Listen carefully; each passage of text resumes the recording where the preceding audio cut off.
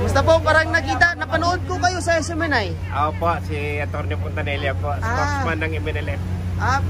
Sir, napakalupit, ano sir. po masasabi niyo, sir, sa mga kababayan natin? Parang sir. si Abandos Mukha.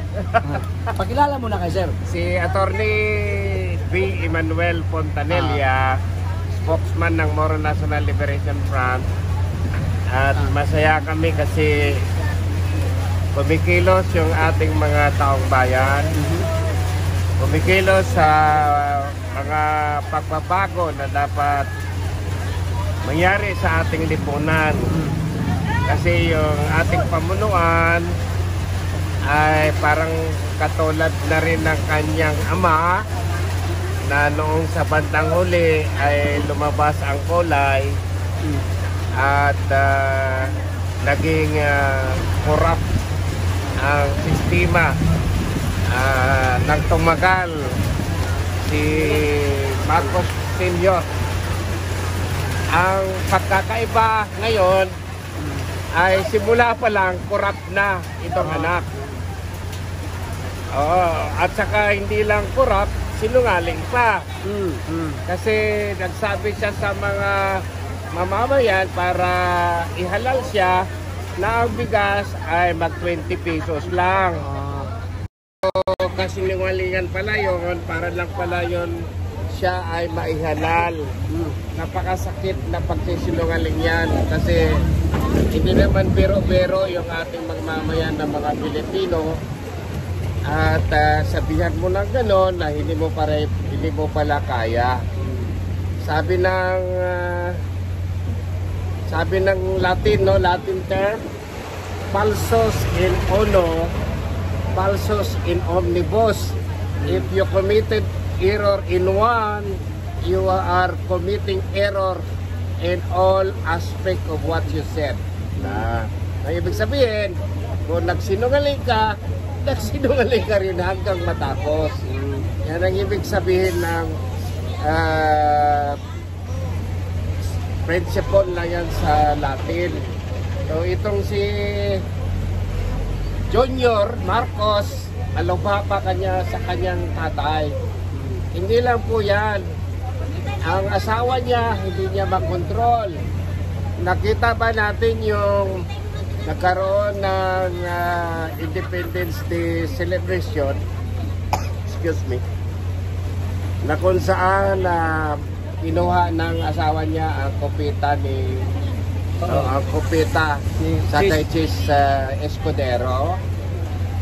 Kaya nga binansagan yung kanyang first lady na Tagay Girl. Tagay Girl kasi napaka-formal na gathering at ganun ginawa niya, sobra pa sa Kanto Girl. So hindi, at saka hindi lang yan, marami pang kasimula pa niyang secretary ng agriculture. Dahil ang pagkakaalam natin, yung pamilya ni First Lady ay nasa sugar. Kaya dapat nilang kontrolin yung agriculture para kumita sila. At ano ang nangyari? Yung mga sibuyas, umiiyak yung mga Ilocano. Kasi bilhin lang doon sa kanila 70 pesos. Ipagbebili sa Maynila ng 700. Uy, laki. So, galit na galit ang mga Ilocano po doon sa mga pangyayari. So, sa madaling talisa, sir, yung mga kababayan niyo Ilocano ay niloko din nila. Naubos na. Nabudol din siya. Napudol din, no? Ano? Ako mabuti lang at hindi ko bumoto sa kanya eh. Si Dr. Villanueva yata ang binoto ko. So, pero anyway din, tapos na yan. Ngayon ang pinakamaganda na topic natin ay bakit nag-resign si Vice President. Ayan, yan maganda yun. Yan po ang pinakamagandang topic. Kasi una po, napakasakit yung pangyayari sa kanila. Sa totoo lang po, tiniis lang ni Ma'am Sara, no, yung mga pangyayari. Dahil nga si Sara po sana ang naging presidente. Yan ang katotohanan. At saka kung tumakbo si Sara, talagang 100% panalo. Kaya lang, itong kapatid niya na si Jaime ay dalaw ng dalaw sa Davao, no? At hinikayat yung si Sara. Si Presidente Duterte ayaw noon. Kasi naprangka na si Presidente Duterte na mahinang leader. Mahinang leader. Sa English, weak leader. Weak leader. Siyempre, bilang veterano na politiko, sa isang tingin lang niya sa isang tao, alam niya na kung anong klase na leader yun. So, yun nga, mahinang leader. At anong nangyari sa atin for the last 2 years? Puro paghihirap yung ating nakaharap at naranasan, no? At napakasakit kasi eh. At may maitanong ko lang bro, kung napanood nyo po yung ambush interview kahapon kay Vice President Sara Duterte, na yung nasabi niya na kailangan mag-sit down si Mr. President at buhol-buhol na di umano ito yung may buhol-buhol daw yung ayun ko natin buhol-buhol yung kanyang desisyon o kanyang pag-iisip o dahil bangag siya o ano ba? Ano po masabi ito? Isang napaka sakit tingnan sa mga mamayan. Yung isang business na kanyang aid ay binigyan siya ng panyo para ipunas sa kanyang baba. Kasi mayroong puti. may nakadikit? May nakadikit na puti. Pulbos, gano'n. Aloy man yun, para pulbos. So, at saka si Tatay Dico, bago pa man nagsimula, sinabi na dyan sa mga kandidato, mayroong gumagamit. Ngayon, kung ganito kasi yan, bilang abogado, no? Kapag may sinasabi sa iyo na hindi totoo, obligasyon mo yan na i-deny. That's your obligation in the strongest way to deny a very, very serious charge. Di ba serious siyang i-charge ka na bangag ka? Correct. It's a very serious, you know, you are a president and you would be called an addict. It's a very, very serious charge. Pero anong nangyari sa kay Baby Im? Nag-smile lang, tinawanan. Parang wala lang sa kanya. Sinabi niya, that is not my level. I will not answer that. It has not really called for an answer. But remember this, sa law, if you do not deny, it is admitted. Ayun. That's the principle of silence, admission by silence.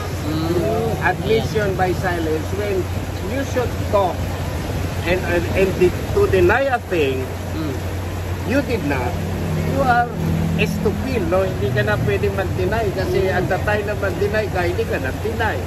So you admitted it. Because if it's not true, you have to straightly deny that because that's a very serious charge. So ako, konbensido ako na itong si Bibing talagang bangag po ito. Ayun. Sa pag-analyze ng evidence, I would really conclude then that this president is an addict. So, yan kasi one of the very manifestations of admission is yung silence niya. Parang inamin niya na rin siya. Parang inamin niya. Kasi Ayun. kung sinabihan ka na magnanakaw at hindi ka sumagot, hindi ka rin nag-deny, Ibig sabihin magnanakaw ka. Ayun. Yan ang principle po sa law. That's the principle of silence by admission. Ayun. Admission by silence. Okay. Admission by silence. Admission So, by correct. silence.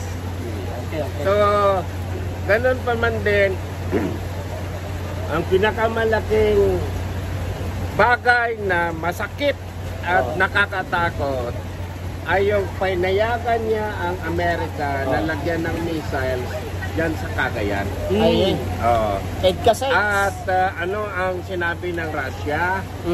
Dahil nilagyan yun ng missile sa Pilipinas at Denmark, ang lahat ng naming missile ay itutuon namin sa Pilipinas at sa Denmark. At alam din natin na ang China ay may mga missiles din. So nakatarget na sa Pilipinas. Ang simple na tanong ni Juan de la Cruz is, ano ang ating kasalanan? Ayun. Bakit tayo nakikisali sa away ng China, Russia, at Amerika? Ano ba?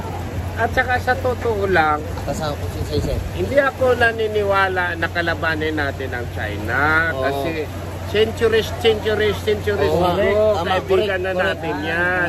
Tama. Malapit atin yan na kapitbahay. Tama.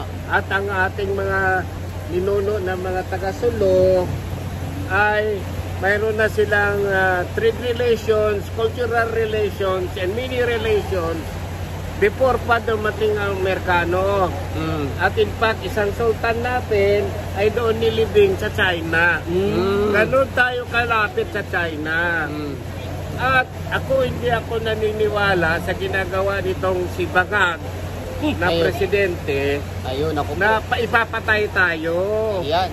Kasi ano pang ilalaban natin sa China? Ayan nga.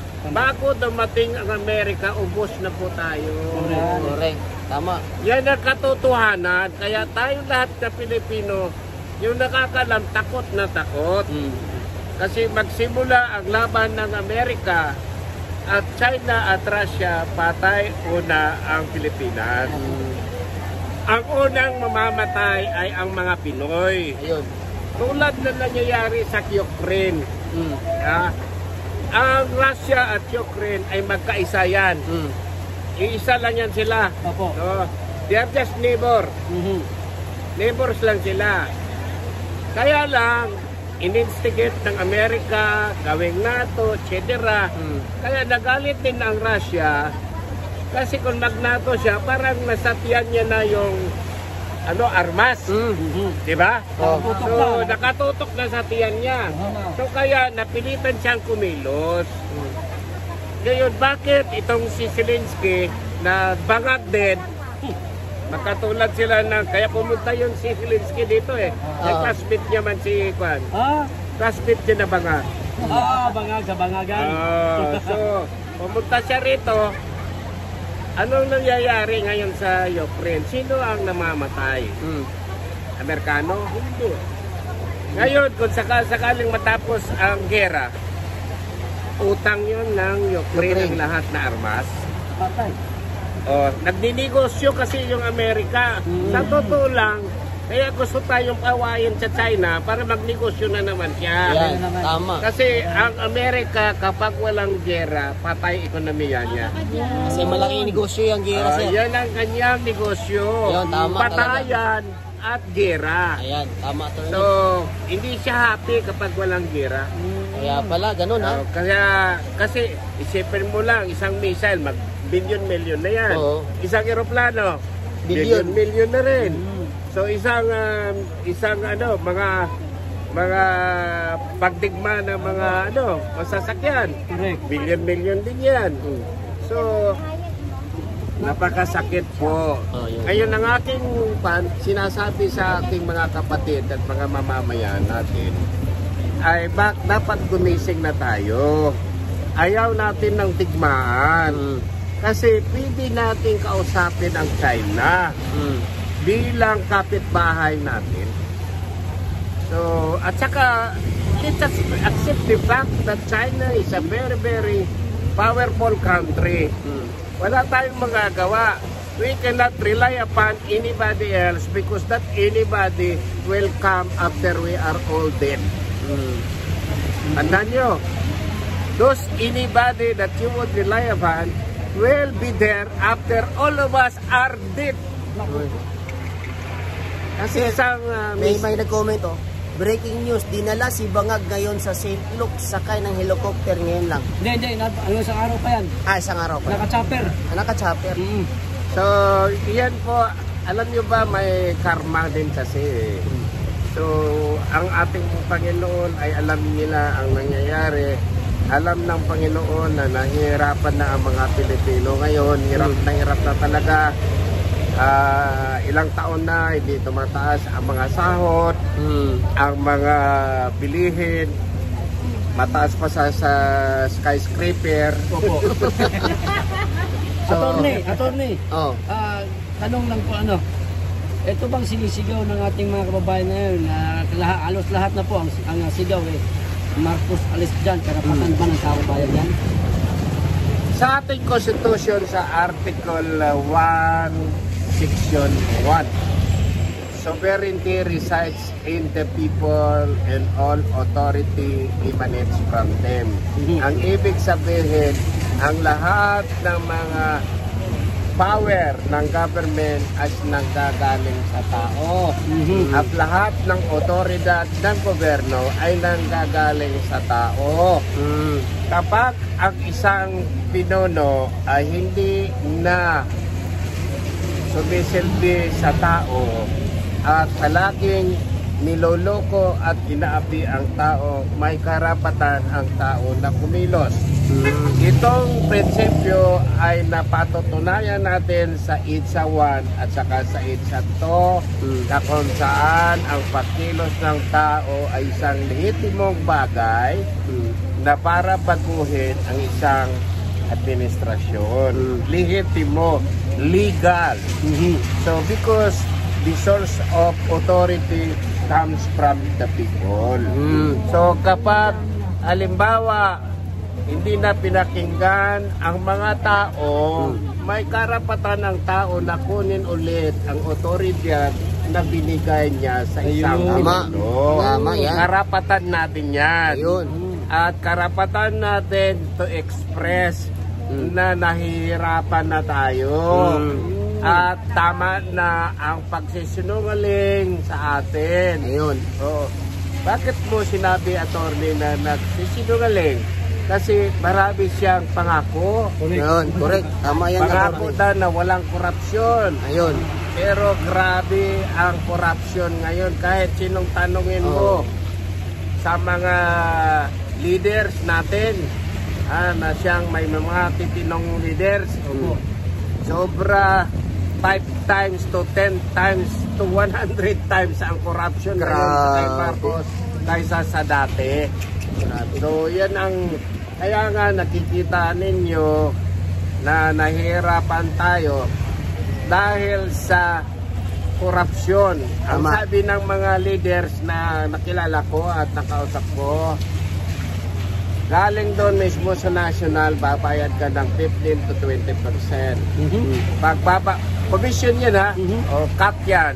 Pagdating na sa local, 25%. So, 45% na ang nawawala. Tapos yung mga kapitan pa, tapos na ang istorya. So, yun po ang ganun ka.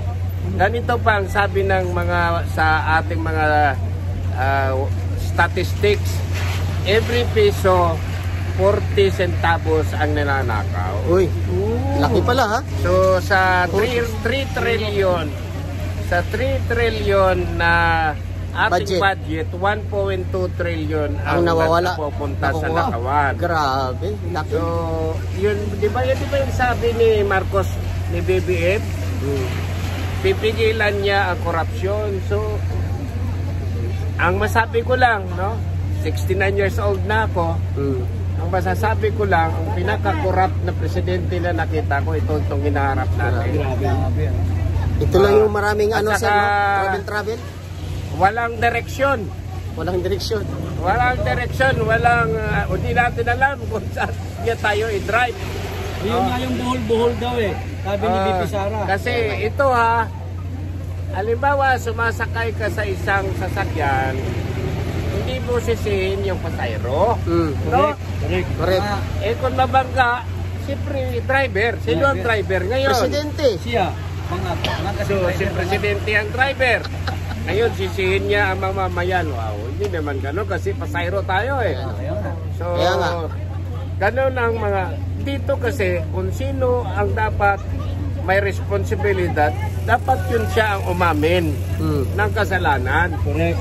Huwag ibigay sa iba. So, dito, sino ang leader natin? Si Banga. PBBM. So, bakit ibibigay sa iba yung mga kasalanan? Kasi una, sabi ng batas, the President has control and supervision of all agencies of the government. Control. Ano ang control? Pwede mong baguhin ng order ng nasa baba dahil may control ka. Pwede mong ihinto. Pwede mong isuspend. Pwede mong baguhin. Sabi ko na kanina. So ano pa yung supervision? Ang supervision, dapat tingnan mo na sinusunod ang batas. Tama. Oh, anong ginagawa ni BBM Banga? Hindi sumusunod sa batas. So, ngayon mag-State of the Nation address siya. Yan na sana yung tatanong. Yan sana yung tatanong namin sa Senator State of the Nation address. Yan, sige, diretso tayo. SONA. Yan mo State of Lies and Deception address. SODA. Speech only, no State no accomplishment. of Deception. State of Deception address. SODA.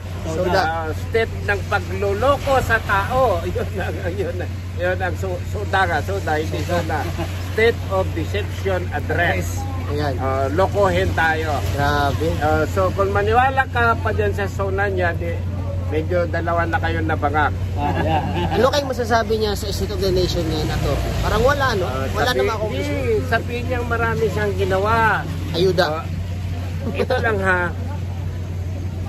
Alam niyo ba na tayo, for every country, we have diplomatic relations, mayroon tayong embassy. Yung pag-travel nitong bangag is unexplainable. Hindi ma-explain. Kasi lahat ng mga activities sa labas gusto niyang sumali. And we do not know really the purpose why he wants to get out. Mayroong mga speculation dahil yung kanyang yaman ng Marcos ay inaayos niya. Kaya labas siya ng labas. May speculation na talagang gusto niyang lumabas. So anong nangyayari?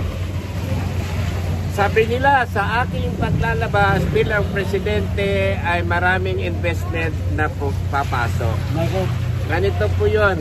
Alam nyo ba na ang ating Board of Investment ay nagsabi na ang mga investment na umalis sa Pilipinas ay abot na ng 25%. So hindi totoo yung mga sinasabi ni Bangag. Grabe, no? So ganun siya Kasinungaling. tindi. Ganito, no, ako ay spokesman ng Moro National Liberation Front. Kami po ay mayroon kaming agreement, 1976 agreement, at saka yung ito dito kasama ko. Mayroon kaming final peace agreement. Simula nang pumasok itong si BBM, ay ginamit niya ng gusto si Galvez. Ang ginawa ni Galvez, dinivide ang MNLF at pati yung MNLF. So pinag-divide niya. Tapos tawa siya ng tawa dahil naloko niya yung mga France. Pero that's not correct. Okay? At one instant, doon po sa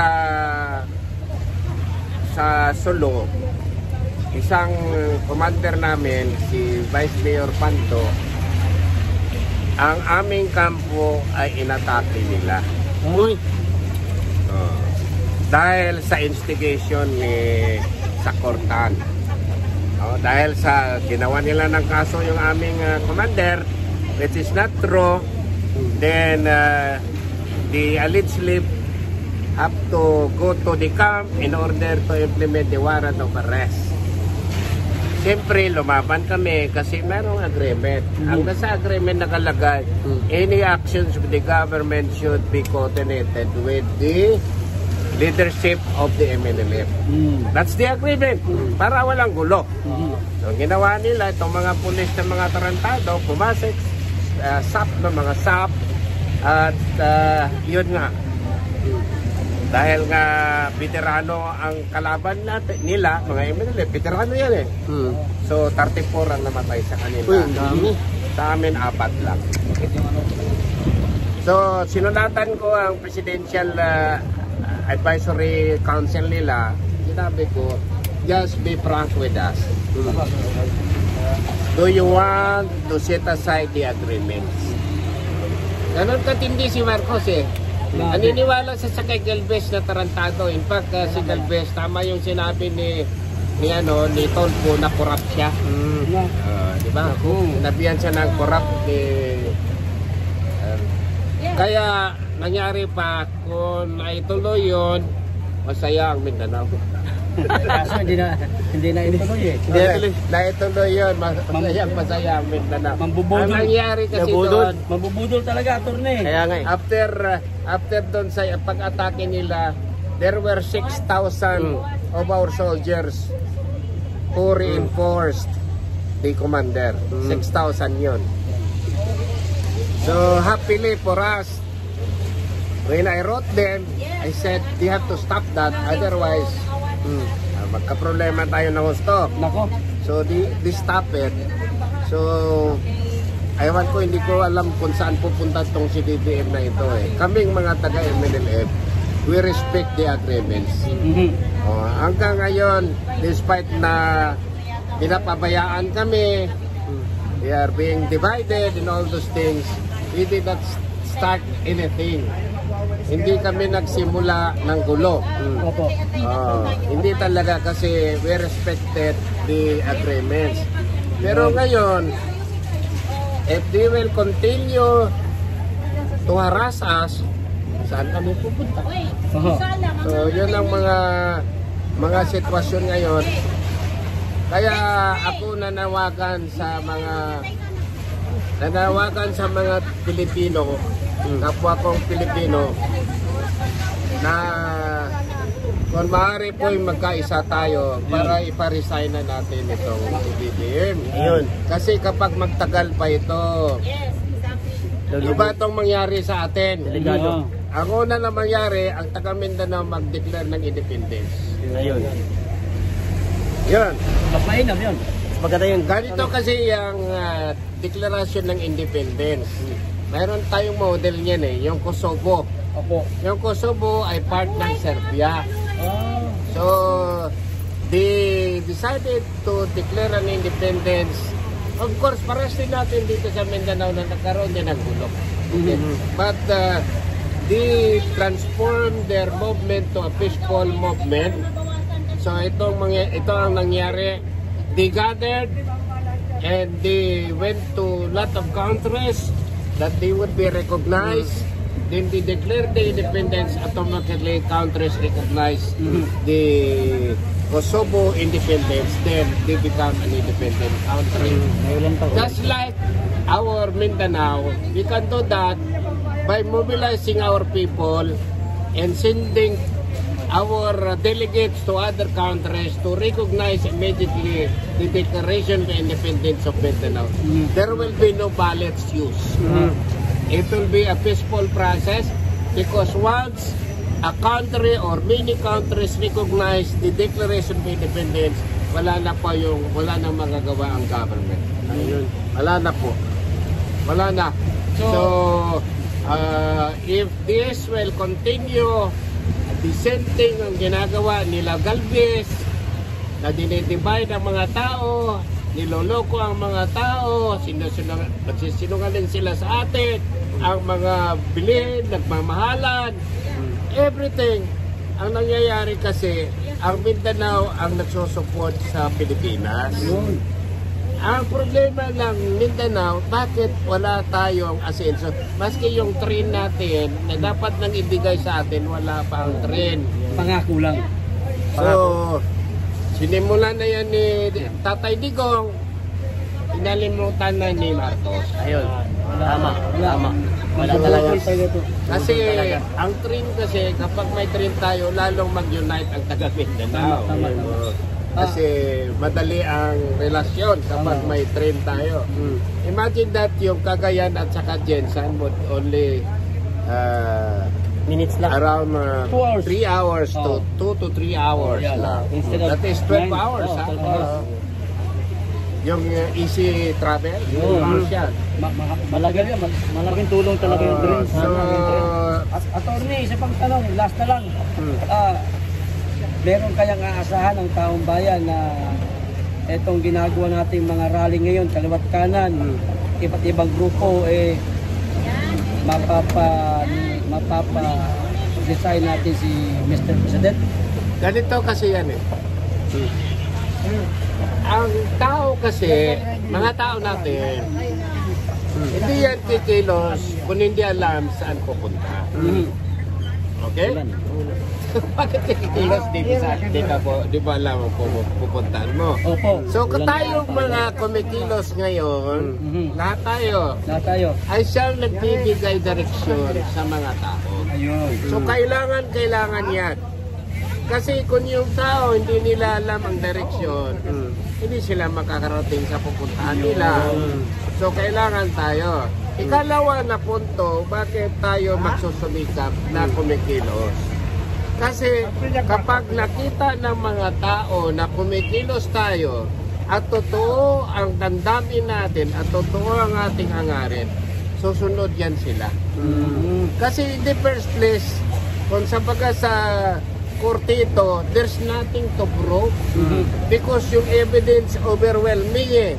Pag sabi mo na mataas ang presyo, totoo yan. Pag sabi mo na hindi to mataas ang ating sahod, totoo yan. Pag sabi mo dyan na niloloko tayo ng mga leaders natin, totoo yan. Yun.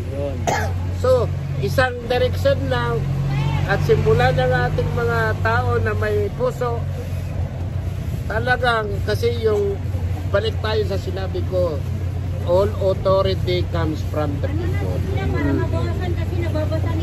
So, kaya tayo'y kumilos dapat. Para ang mga ating kasamahan, mga mamamayan natin, nakikita nila kung saan sila pupunta. Tama. At nakikita nila, hindi sila matatakot kasi may namumuno. Yun. So, yun na. Kaya nga ako'y very happy nang nag-declare si Inday Sara na ayaw niya nang maging membro ng kabinete. Ayun. Kasi yung pangyayari yon ay malalim yun. Opo. Ang isa na talagang tayong taga Mindanao, alam natin, ang pangluloko ng Marcos sa kanila. Kasi aniwala si Sara na si BBM ay maging magandang leader. Naniwala siya. O sa atin pa natin ngayon, nabudol ba? Naniwala siya. Ngayon, yun pala, sobra-sobra ang pangluloko ni BBM. Ganito yan ha. Talagang from the start, okay ang unity. Pero sa bandang huli, gumalaw si Tampulos-Los. Ayun. Tama. Si Romualdez, gumalaw. Gusto ni Romualdez na maging presidente. Ayun. So, sino ang katunggali niya? Si Inday. Diba? Kaya, yung intelligence man, na legal yun. Kasi nanggaling yun sa Malacanang, in-approve at inastos at sinabi ng COA na okay. Anong ginawa nila? Nirest nila ng issue para sirain si Sara. Ayun. Ang pinaka-worst na nakita ko talaga, yung hinatid ni Sara, pati si Sara, ang first couple, no? Anong ginawa ni First Lady? Snap niya. Ayun, snap. Grade 1, Section 11 talaga itong si Takay Girl. So, sa akin lang, we have really to change the president. No? We have to change the president. He has to resign. He is incompetent. He is corrupt. And he is a liar. Ayun. Yeah, that's right. Maraming salamat po, Attorney. Napahaba po ang kwento ho ninyo. Opo. Tumataas yung viewer, attorney. Ang ganda ng mga statement mo, ha? Ayun, oh. Dumadami yung mga viewers natin, no? So, yan, oh. Sige, salamat po, salamat. Ang galing nyo Yan ang po, galing nyo, attorney. napakalupit na mga statement. Ang dami pong naliwanagan, attorney.